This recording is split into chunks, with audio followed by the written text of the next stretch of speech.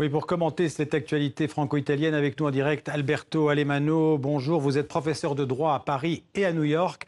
Alors pour vous, Alberto Alemanno, ce psychodrame franco-italien s'inscrit dans la perspective des élections européennes de mai prochain?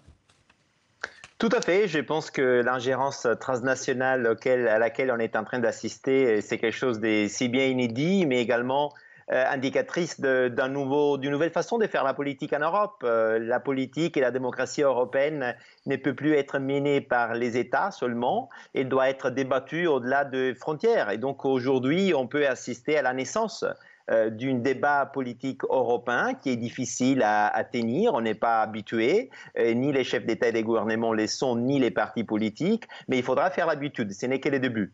Est-ce qu'on peut dire aussi que la France est d'une certaine manière victime d'une surenchère politique entre les deux partis nationalistes au pouvoir en Italie?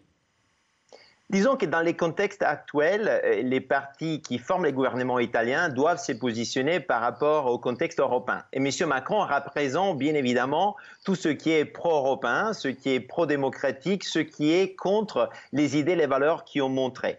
Et aujourd'hui, comme vous le savez bien, les deux partis qui forment ces gouvernements aujourd'hui ne sont pas sur la même position commune en Europe, parce que M. Di Maio n'a pas d'allié en Europe, lorsqu'en réalité M. Salvini l'a déjà trouvé avec Marine Le Pen, Orban et d'autres. Et donc ils sont à la recherche, les deux, de se positionner par rapport à des questions européennes comme la migration, qui est une question qui ne vise pas que l'Italie, mais également la France et toute l'Europe. Mais est-ce qu'on peut dire quand même que la responsabilité de cette crise est d'abord celle du gouvernement italien?